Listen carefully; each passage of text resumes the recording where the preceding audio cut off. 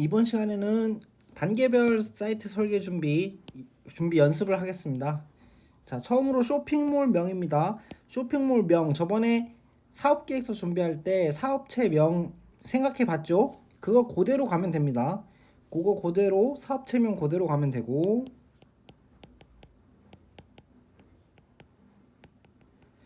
그 다음 사업체명만 달랑 적기보다는 저희 쇼핑몰명,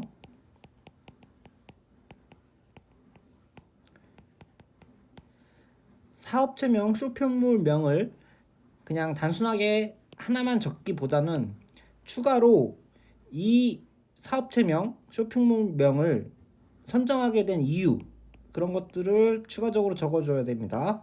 이유 적는 거 중요합니다. 제가 그래서 이렇게 빨간색 부분으로 강조해 놨죠. 단답형으로 적기보다는 이름을 선정한 이유도 함께 작성해 봅시다. 네. 자, 두 번째는 쇼핑몰 컨셉과 주력 상품인데, 역시나 전에 했던 사업기획서 부분을 잘 준비했더라면 금방 작성할 수 있습니다. 자신이 어떤 상품을 할지, 그리고 어떤 그 상품이 주력 상품이죠. 만약 여러 가지를 판다고 하면, 그래서 자기가 어떤 상품을 위주로 팔지, 그 상품을 팔기 위한 쇼핑몰 컨셉은 뭔지 그거에 대해서 적어보면 됩니다. 자, 적기가 힘들 때는 위에 설명을 잠깐 봅시다. 위에 설명 보면 이런 식으로 접근하면 되겠습니다. 우선 예시로 비누를 판다고 했습니다. 예시로 비누를 판다고 했고, 그러면 자신의 판매 물품을 먼저 명시를 해줍니다. 판매 물품 명시를 해줍니다. 판매 물품이죠. 판매 물품. 자, 판매 물품 명시하고 자신의 판매 물품에 대한 설명을 좀 더 적어줍니다. 자, 그럼 여기다 좀 적어보면, 자, 판매 물품을 좀 적고, 판매 물품을 명시하고, 이제 거기에 더불어 그 판매 물품에 대한 상세 설명을 적어주면 됩니다. 판매 물품에 대한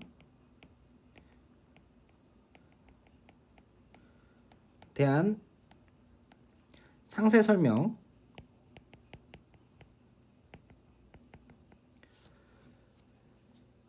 자, 그 상세 설명이 이 부분이 되겠죠. 이 판매되는 비누는 자연 친화적인 성분으로 만든 비누, 설명이죠. 설명, 상세 설명. 자, 그리고 뭐 어떠한 성분을 포함한 기능성 비누, 이렇게 상세 설명이 들어갑니다. 그 다음 마무리로 이러이러한 상품들을 기반으로 친환경적 목욕용품 온라인 쇼핑몰 컨셉. 자, 쇼핑몰 컨셉을 설명해주고 있죠. 제 쇼핑몰 컨셉을 마무리로 적어주면 됩니다. 자, 쇼핑몰 컨셉으로 바로 들어가기 힘들면 이렇게 판매 물품을 먼저 명시하고, 그 판매 물품에 대한 상세 설명을 이어서 적어준 후에 마지막 마무리로 이 판매 물품과 연관 지어서 쇼핑몰 컨셉 설명을 마무리로 해주면 됩니다.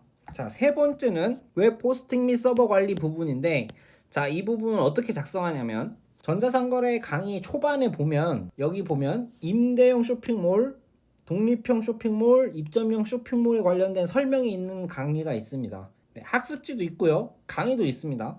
그렇기 때문에 결국 이거에 대한 내용은 뭐냐면, 임대형 쇼핑몰, 독립형 쇼핑몰, 입점형 쇼핑몰 중에 내 쇼핑몰은 어떤 쇼핑몰로 운영하겠다라고 하는 겁니다. 그렇기 때문에 임대형 쇼핑몰이랑 여기까지 이 쇼핑몰에 대한 특징을 알아야겠죠. 자신이 자본이 많고 자산이 많고 인력이 많다. 그래서 나만의 독립적인 쇼핑몰을 만들겠다. 그럼 독립형 쇼핑몰을 하는 겁니다. 선택을 하는 거고, 나는 하이메이크샵 같이 이렇게 플랫폼을 지원해주는 그러한 임대형 쇼핑몰을 하고 싶다. 난 자산도 아직 많이 없고 인력도 없기 때문에 그런 걸 보충하기 위해서 임대형 쇼핑몰을 하겠다. 그럼 이렇게 선택을 합니다. 쇼핑몰 어떤 식으로 쇼핑몰을 할 건지 선택을 하고, 그 선택한 쇼핑몰에 대한 내용을 적으면 되는 겁니다. 어렵지 않죠? 자, 그럼 예를 들어봅시다. 항상 예를 들면 쉽습니다.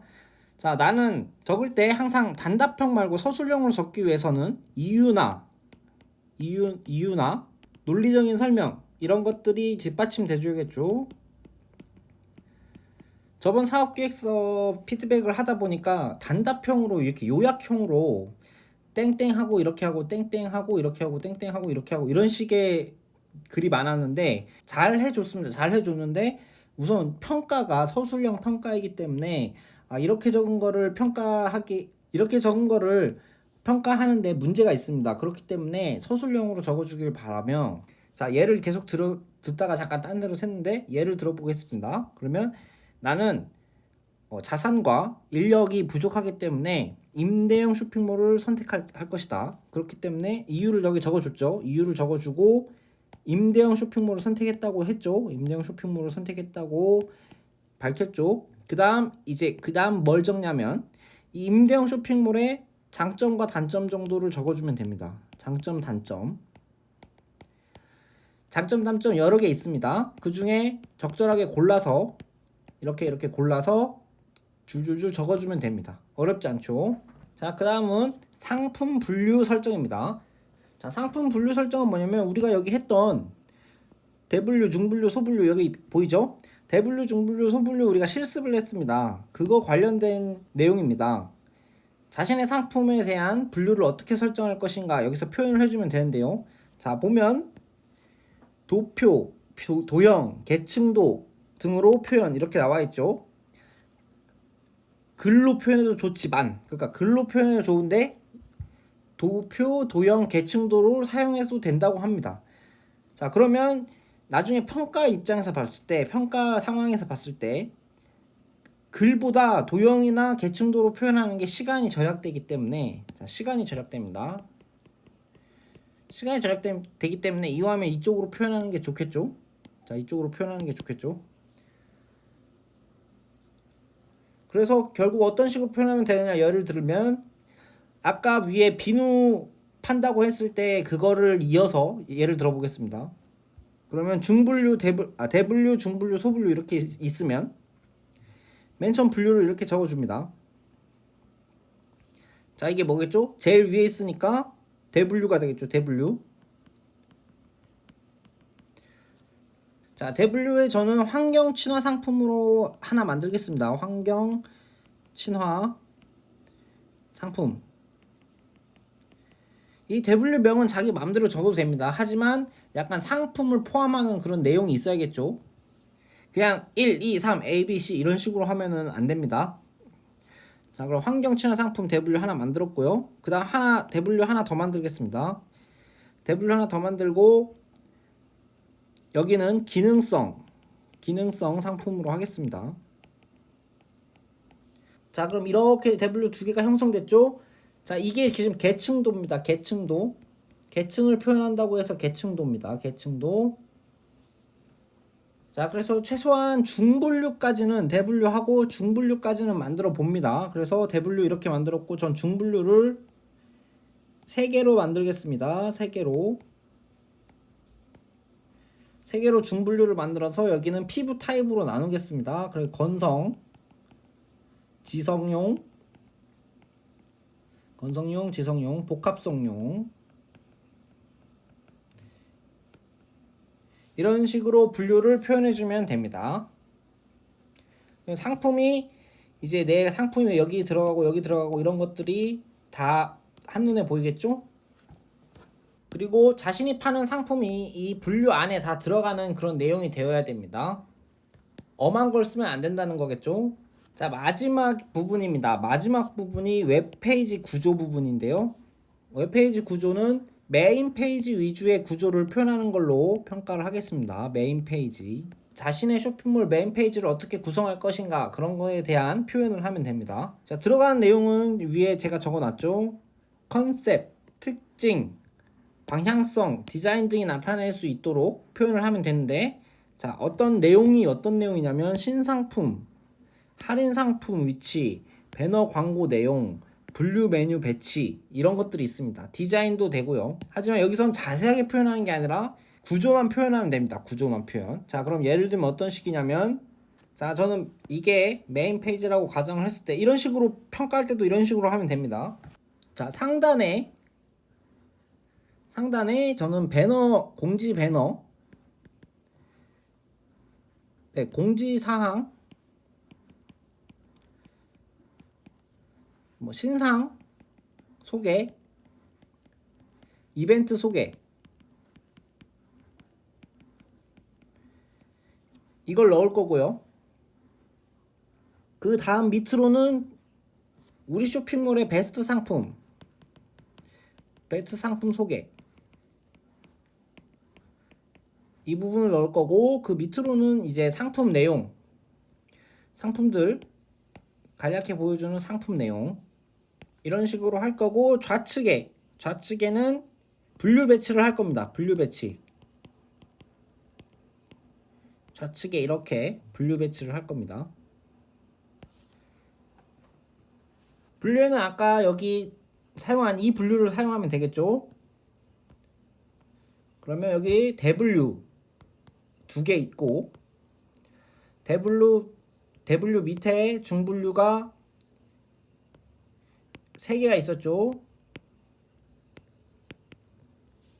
이렇게 표현하면 일단 1단계입니다. 자, 1단계 됐고요. 1단계 됐고, 포함하는 내용 다 있는지 확인해 봅니다. 자, 신상품, 할인 상품 위치는 아직 안 나왔네요. 배너 광고 내용, 분류 메뉴 배치 됐고요. 할인 상품 위치를 안 했네요. 자, 그럼 할인 상품 위치, 상품 내용이라고 했는데, 여기 바로 밑에 이런 식으로 하면 되겠네요. 이 안에 할인 상품 속에 이 안에 넣어도 되고요. 자, 이렇게 하면 1단계인데, 자, 2단계는 뭐냐면, 보면 2단계가 중요합니다. 2단계는 보면 메인 페이지 가장 하단에는 사이트 정보가 법적으로 명시되어야 합니다. 자, 상호명, 대표명, 개인 정보 보호 책임자, 이메일, 전화번호, 사업자 등록번호, 통신 판매업 신고 번호 이런 식으로 있죠. 자, 이거를 이 구조 표현할 때 적어줘야 됩니다.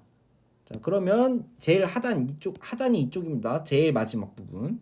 제일 하단에 사이트 정보라고 해서 상호명 이걸 표시해 줘야 됩니다. 진짜 상호명을 적으라는 게 아니라 이 사이트 정보에 상호명이 표시된다 이것만 보여주면 됩니다. 상호명 이런 게 보여주면 되고, 원래는 이 표현되는 게 사이트 정보 표현되는 게 5가지 이상이 있지만 평가에서는 5가지 이상 썼는지만 체크하겠습니다. 하여튼 5가지만 채워놨다 그러면 만점으로 처리를 하겠습니다. 그럼 5가지가 중요하죠. 이 5가지를 실제 평가 땐 보고서 할 수 없으니까 머릿속에 암기를 해야겠죠. 자, 뭐뭐 있을까요? 상호명, 자, 대표명, 개인정보 보호 책임자. 5가지니까 2개 더 적습니다. 사업자 등록번호,